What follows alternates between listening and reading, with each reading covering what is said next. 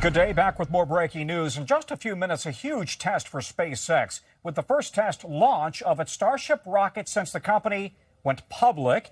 Here's a live look right now at SpaceX, the Star Base, where the launch is going to happen in Texas. This is Starship's 13th launch overall. Success of these launches has been mixed. You'll recall that others didn't quite go exactly as planned, like the Starship launch last year that ended in a fiery explosion over the Indian Ocean.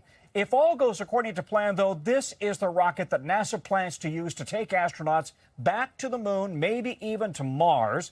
So we've got team coverage on this with T-minus 4 minutes till we go to launch. Gotti Schwartz is here with me in New York. Former NASA astronaut Steve Robinson joining us as well. Let's start with Gotti as we're watching the countdown clock very closely. We're going to keep the audio up so we can monitor the developments.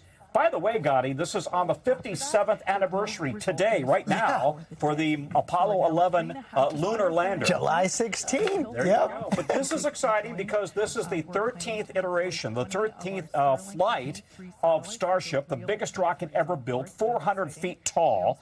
And they really need this to go right? Because essentially they want to use this in a test flight around the Earth as soon as next year. Yes, and, you know, 13 is a very lucky number. That's right. For the space T-minus 3 minutes. Yep. Exactly. So we've got 3 minutes. But, yeah, this is such an important flight. And, you know, when we look at where we are right now in the grand scheme of things, this is still suborbital. And suborbital means it's gone up and then it just comes right back down very quickly after that. The next flight, hopefully, if everything goes according to plan on this one, will be an orbital flight. That is when we'll see possibly a Starship going all the way around Earth. It's so interesting that we're talking about the moon and we're talking about Mars when we really haven't seen this proven in orbital flight. But again, you know, we're all going to be watching these V3 Raptor engines to make sure that they are all firing on the cylinders that they need to be firing on, because that's been somewhat of a pain point. They've made some modifications since the last test in March. It went pretty well in March, although rather than a perfect splashdown in the Gulf of Mexico, it actually kind of exploded and then splashed in the Gulf of Mexico. It still went to the right location, just wasn't controlled. And then the main Starship actually came down in the Indian Ocean, exactly where it was supposed to. But as we now look at, what are we at? Almost T-minus 1 minute, 2 minutes rather, I should say. And they've got the liquid oxygen and liquid methane also right now loaded up, 11.5 million pounds of propellant. It is going to fire that thing as fast as you can imagine. And they've made, Steve Robinson, they've made some changes to the mission last March. They've got some new hardware modifications to improve reliability. They've also added 3 aerodynamic rudders. They're hoping it goes better and is a more stable flight, yeah? That's true. This is meant to be an operational version of the rocket. In other words, this is the rocket that Artemis 3 will meet crew in low Earth orbit, like you say. But today's mission will be just 1 hour. Both vehicles, both the booster, the Super Heavy booster, and the ship will land in the ocean. And eventually, that's not going to be the case. That's right.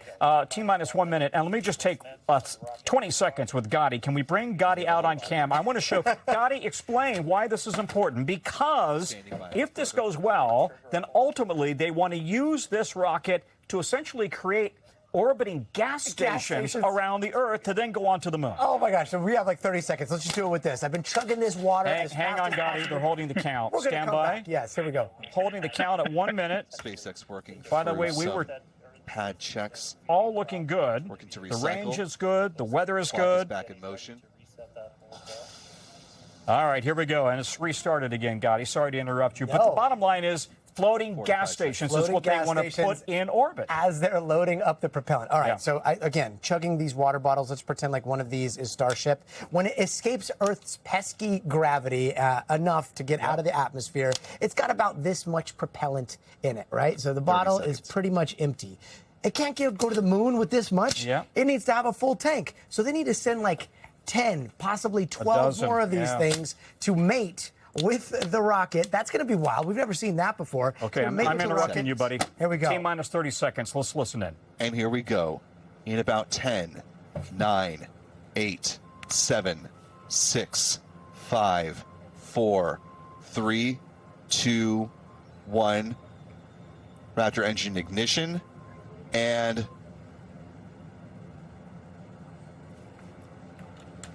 We have a hold and abort. Well, that's not good. They actually ignited the engines, and then something went wrong. Who knows if that was an automatic abort? In other words, the system shut itself down, or did mission control? This, I believe, the first for SpaceX, an engine ignition and an abort at the pad with their Starship rocket. And for again, a launch. Right now, we are watching to see if that rocket standing by for might any blow. further from SpaceX. That abort happened right at ignition. At a perilous right time. at ignition. Right. We saw flames almost start coming out of that flame trench, that thing that's down below. And then there was what looks like a potential cut off. And this is such a critical moment. The diverter on. We are going to be scrubbed for the day. The team's already starting to pull for offload of both vehicles, so starting to get the prop off. Wow. The prop is the propellant, and 11.5 million pounds of propellant there. So now they need a little bit of time to look into what triggered that abort. Usually we'll take some data review for all of our teams.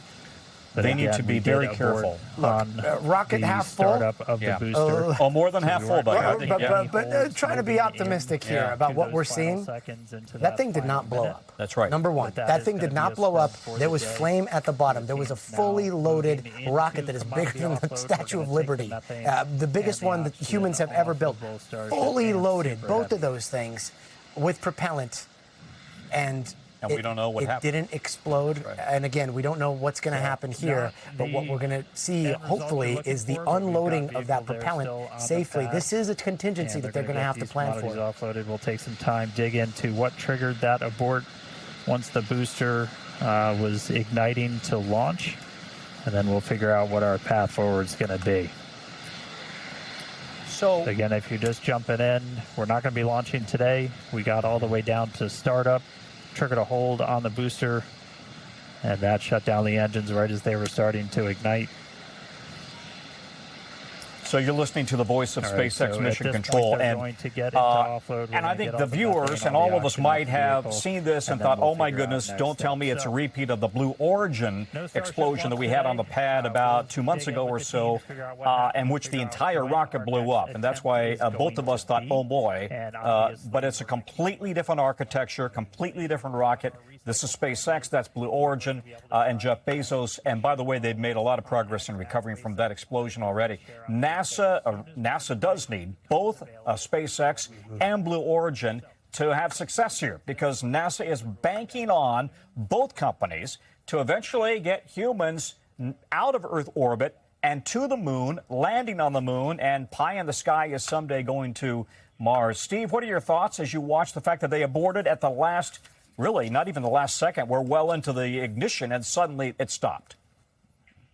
Clearly something went wrong, but an awful lot of things went right. The rocket is still there. It's in very dangerous condition. It's full of propellant right now, and there's a lot of unknowns, or at least some unknowns about the vehicle. This did happen to the space shuttle a couple of times during the history where the Hey, Steve, let me just remind the audience, you are a veteran space shuttle astronaut, and so you know of what you speak, but go ahead. Thanks, I think right now the main thing is to get the propellant off the vehicle. It's an awful lot of stored chemical energy on that rocket right now. Figure out what's wrong and be proud of the fact that a lot went right. These are automatic systems that aborted the launch, and maybe there's another chance to launch this very same rocket without any damage. Yeah, absolutely. Gotti has a question for you here, Steve. Steve, real fast, you know, NASA and the world are going to be asking some very brave men and women to climb on top and climb into that rocket that we're looking at right there.